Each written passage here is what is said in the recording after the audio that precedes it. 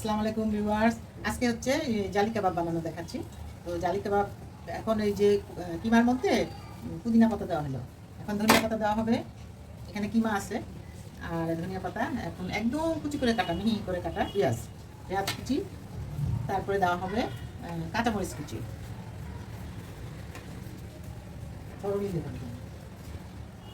এখন লেবুর রস।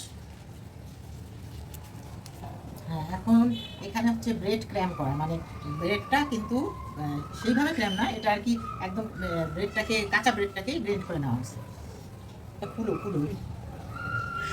এখন হচ্ছে টমেটো সস দেওয়া হচ্ছে।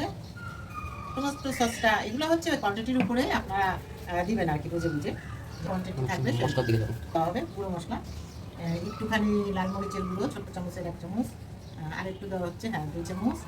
এখন হচ্ছে ধনিয়া গুঁড়া, আর এখন লবণ স্বাদ মতো, এটা তো আপনারা নিজেদের টেস্ট অনুযায়ী দেবেন লবণ। জিরা দিতে হবে, জিরার গুঁড়া।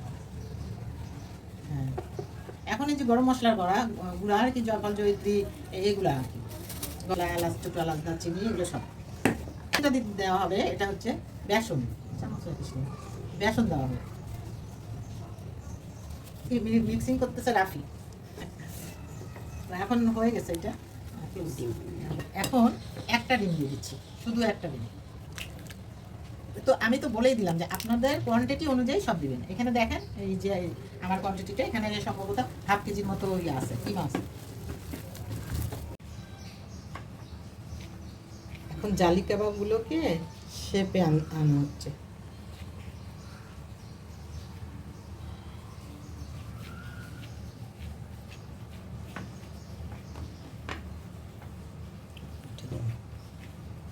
এইভাবে গোল করে করে ব্রেড ক্র্যামের মধ্যে দিয়ে এই যে এইভাবে চেপে দিলেই হয়ে যায়।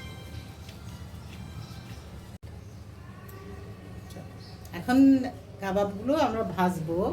তো ভাজবো বলতে আমরা তো বাসায় মানুষ কম, যার জন্য অল্প কিছু ভাজবো আর বাকিটা ফ্রিজে রেখে দেবো। এখন এই যে এইভাবে ডিমে ডুবিয়ে দেওয়া হচ্ছে। এটা যেহেতু টিকিয়া কাবাব না, সেহেতু ব্রেড ক্র্যামটা আর এখন দেওয়ার দরকার নেই, শুধু এটা দিয়ে, এই জন্যই এটার নাম কিন্তু জালি কাবাব, যেহেতু ওই ডিমে দিয়ে দিয়ে অনেকে, হ্যাঁ অনেকে সুতার মতো, জালের মতো তৈরি করে উপর দিয়ে দিয়ে দিয়ে। তো জানি না রাফি কী করবে, করবে কি না। রাফি করবে না, আপনারা পারলে করিয়েন। ওইটাই বলে আর কি জালি কাবাবের জন্য, জাল বানান।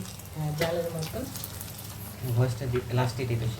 হ্যাঁ, দেখাবো না, এটাকে একটু ডিপ ফ্রাই করতে হবে। ডিপ ফ্রাই করে, হ্যাঁ ডুবো তেলে এরকম একটু ডিপ ফ্রাই করতে হবে। এটা আমাদের জালি কাবাব। এখানে অল্প একটু ভাজা হলো, আমরা খাবো শুধু, আর ওখানে ভাজা হচ্ছে আর একটু, আর হচ্ছে বাকিটা আমরা ফ্রিজে রেখে দিয়েছি। এটা হচ্ছে ফাইনাল লুক। ঠিক আছে, আল্লাহ হাফেজ। আপনারা বানায় আমাকে আমার পেজের সঙ্গেই থাকবেন।